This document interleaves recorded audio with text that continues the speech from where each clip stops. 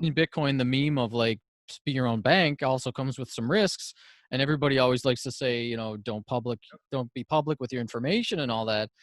Um, but I think you can, I don't know. I think there's a middle ground there where I can step into that role and also protect myself and not have to be anxious about that sort of thing and be Brad Mills, you know, like own myself or whatever, instead of being tiptoeing around what I am and what I've done and things like that, which I've been doing and kind of still do. Um, but I think you're right that it doesn't motivate me to create a mastermind group. It doesn't motivate me to create a membership site. It's like I kind of have in the back of my head that I don't even take sponsors for the podcast. I don't think I want to take sponsors for the podcast. I hold Bitcoin, and that my evangelism for Bitcoin and education and educating people in Bitcoin will increase my net worth because I hold Bitcoin. So I'm invested already in the success of Bitcoin. And I feel like a bit of a fraud if I'm charging people for my education and stuff, which Philip says, like, it's just get over it. It's like, there's nothing wrong with monetizing your knowledge. So I got to learn to get over that as well and own, you know, if I'm worth it, I can charge for it and that's fine. But you're right, it doesn't excite me. It's something that I'm only thinking about doing out of necessity because people come to me and I'm just like, I should make money instead of just capital gains. Like, I should make money and I have the opportunity to, so maybe I should. But I think you're right. What more motivates me is investing and mentorship and advising, angel investing, that stuff, like going out and talking to entrepreneurs that are building on Bitcoin and building cool protocols and actually competing with Consensus and Ethereum and Stellar and all these other Ripple and all these companies that have big funded budgets to be able to like simulate that they're decentralized and simulate adoption through spending hundreds of millions of dollars. I love talking to Bitcoin companies that are doing it the right way. They're like, they're not launching tokens, they're building stuff. And I love investing in that. I love supporting those entrepreneurs. I love connecting with those guys. And I do think that if enough of those people in a true decentralized way with a push with VC money and angel money and stuff are I don't know. I just think if there's more effort put towards that, it will help us compete with these altcoins that are kind of like trying to have their own token be in the same conversation with Bitcoin. If we just perform blitzkrieg and declare war and like, you know, on these altcoins and just dominate the developer mind space and everything, that would be the free market way to do it. So maybe I should focus my energy more on that side of things and like influencing investors to want to invest in Bitcoin companies and me investing in Bitcoin companies while also doing my podcast, educating the regular people, because that does motivate me. And yeah, I think you're right, man. I should just go one step at a time and just move forward and see where it takes me. And here's the thing I found along it, right? Like, and uh, I don't know how this is going to sound or whatever else, but I begin to think of things in terms of life force, right? And I don't think life force is finite, right? Like, I can think of the times when I was doing things or running a company that felt like it was draining my life energy. I felt like I had less and less energy each day, right? And yet I was spending the bulk amount of my time working on a particular company that ultimately I didn't like. It wasn't giving me energy, and it wasn't driving my heart, and it wasn't, you know, something that truly like I got up in the morning and wanted to do, like thoroughly like loved doing, right? And I could do that for a while, but it became like a downward like trend. And Mm-hmm. eventually for me, then I began to hit a bit of a rock bottom. And then I hit times when like I would literally like I'd be like, if I could get out of bed that day, I'd be really fortunate. And then I'd pull it together and I'd have like one or two really productive days in the weekend to get a bunch of stuff done for the business. And then the rest of the time was like recuperating and getting ready for stuff, and et cetera, right? Versus the times when I've worked on something that I was truly, truly excited on. And when I was excited on it, like I got up in the morning and yeah, maybe I didn't get enough sleep and maybe it still took me 15 minutes to get going. But once I got going, I was like, cool, we're going to do this, right? And like the whole day had energy to it. And how much more I got done because then I had like multiple days within a week of this full energy and of doing things that I enjoyed and getting things done, and how not productive but effective that I was and taking something forward, versus the forcing of things and eventually that downward trawl and getting to, like, you know, like burnout slash just barely keeping the ball rolling, right? Because Mhm. I had to.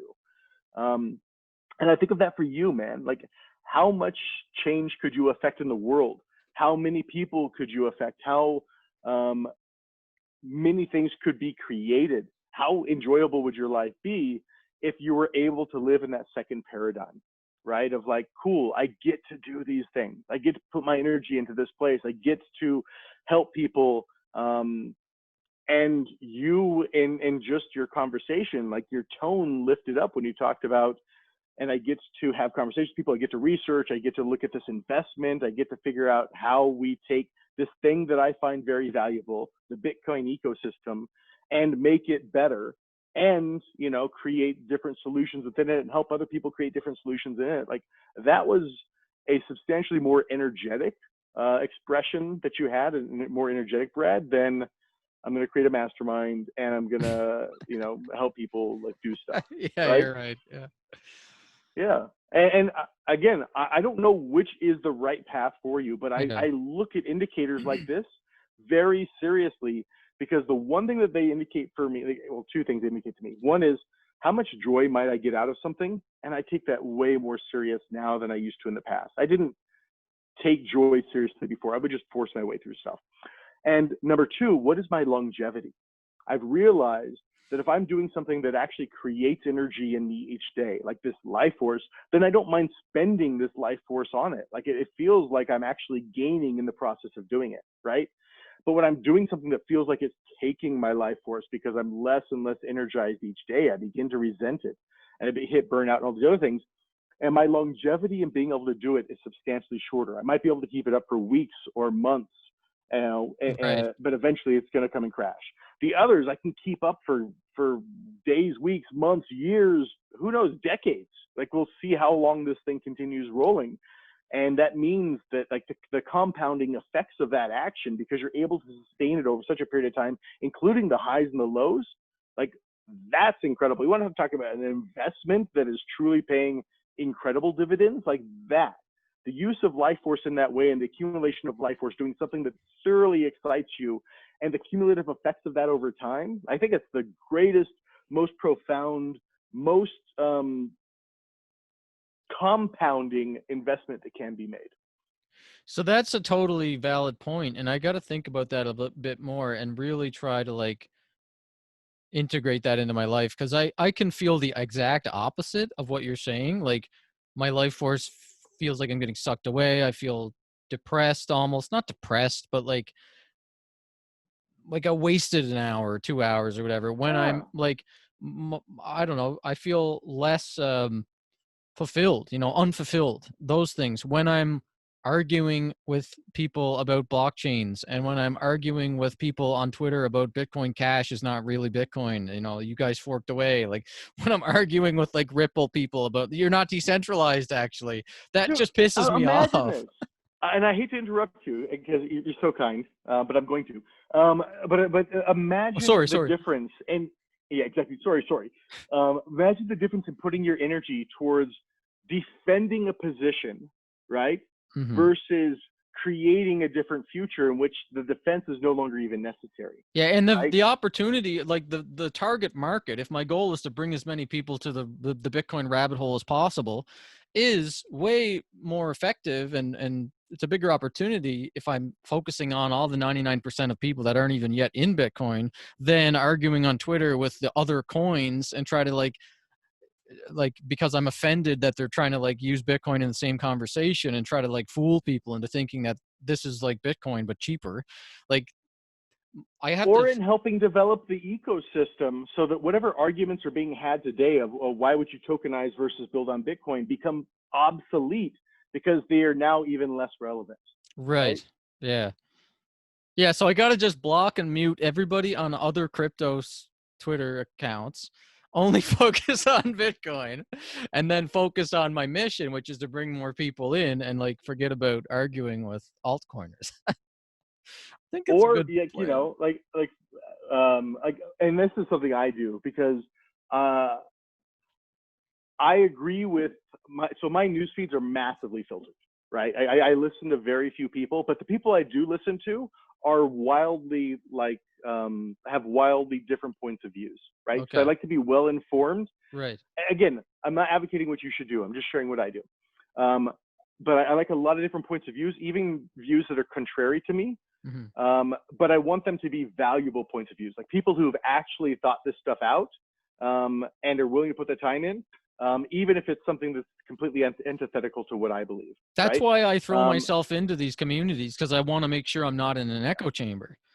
But it ends up yeah. So triggering me that's down it. a rabbit hole So, but what of if that was negativity. limited? Like I get into this negative mindset and it affects me in my real life. I'm short with my daughter. I'm like, get Yeah. mad at my wife for something dumb. And like, I'm like, have to end up apologizing and owning it and being like, I was on Twitter. I'm sorry. I shouldn't be treating you like this. I shouldn't be snapping. Like it's, our life is great. What do I have to be complaining about because I was arguing with somebody about DeFi on Twitter?